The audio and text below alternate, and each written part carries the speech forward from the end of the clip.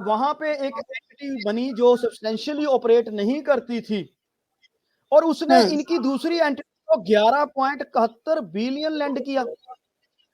एक entity Mauritius के अंदर जो सब्सटेंशियली ऑपरेट नहीं करती, वो दूसरी एंटिटी को 11.71 बिलियन रुपए इंडियन करेंसी के मुताबिक लैंड कर रही है। ये क्या था? ये हिंडनबर्ग की रिपोर्ट मेरे पास सारी पड़ी है। अगर आप इसको थॉरोली देख रहे हो, मैं नहीं कहता कि ये क्या है, लेकिन उन्होंने जो इस रिपोर्ट के मुताबिक बताया, उसके बाद इसका असर आप मार्केट में देखो कितना पड़ रहा है। क्योंकि हिंडनबर्ग ने अभी तक इस कंपनी की भी, जिस समूह की भी रिपोर्ट दी है, वो उठ नहीं पाया। इनकी रिसर्च में कहीं ना कहीं आंकड़े ऐसे होते हैं जिनको चैलेंज नहीं किया जा सका। तो ये चीज बता रही है कि कितना बड़ा, जिसको कहते हैं ना बीजेपी की आवाज में, खेला हुआ।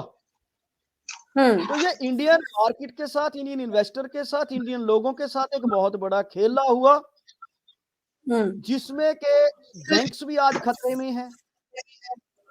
अभी एक रिपोर्ट में पढ़ रहा था कि तकरीबन 2.5 लाख करोड़ अडानी ग्रुप के ऊपर कर्जा, और अडानी ट्रांसमिशंस पर 2,01,000, 5 कंपनीज हैं इनकी। Adani enterprises, Adani ports, Adani power, Adani green, Adani transmissions पर 2,01,000 का कर्जा।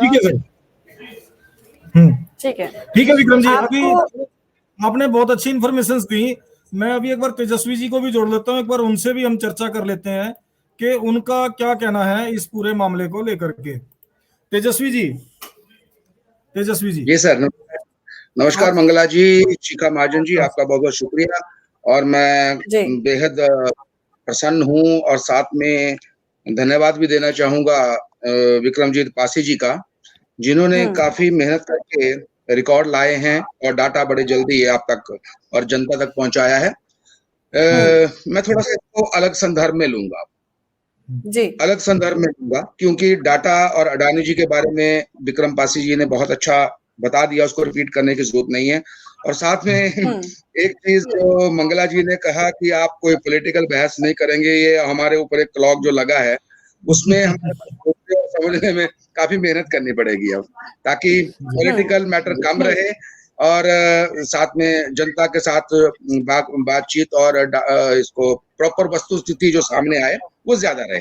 जी सर। तो इसको अगर इस एंगल से देखा जाए मंगला जी, कि एक बिजनेस टाइकून है, और बिजनेस टाइकून होते हैं वो देश की धरोहर होते हैं। भारतवर्ष में भी हमारे पास 3-4 बहुत बड़े ग्रुप्स हैं।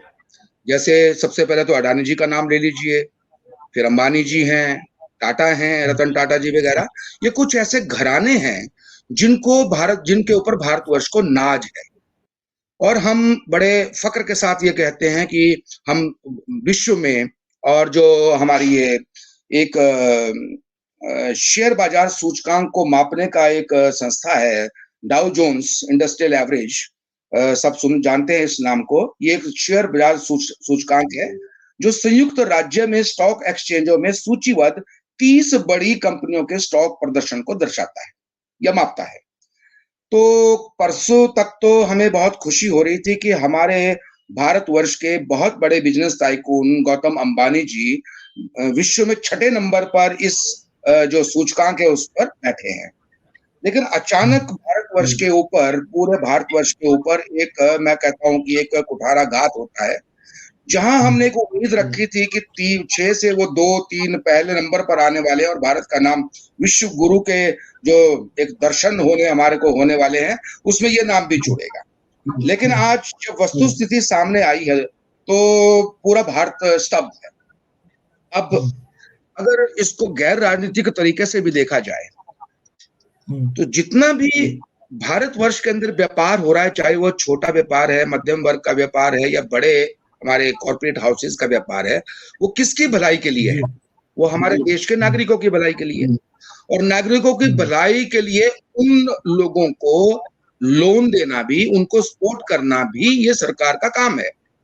जो छोटे लोगों ने अपने पैसे बैंक में सुरक्षित रखे हैं, उनका ब्याज देना है, उनको अच्छे पर्क्स देने हैं, तो वो बैंक्स और एलआईसी और जितने भी हमारी, चाहे वो सरकारी उद्यमी हो या फिर गैर सरकारी हो, वो अपना पैसा इन्वेस्ट करते हैं, चाहे शेयर बाजार में करेंगे, एग्रीकल्चर में करेंगे, गवर्नमेंट की स्कीम्स में करेंगे, पावर में करेंगे, और कई ऐसी चीजें हैं जहां पर पैसा इन्वेस्ट करके लोगों को ब्याज दिया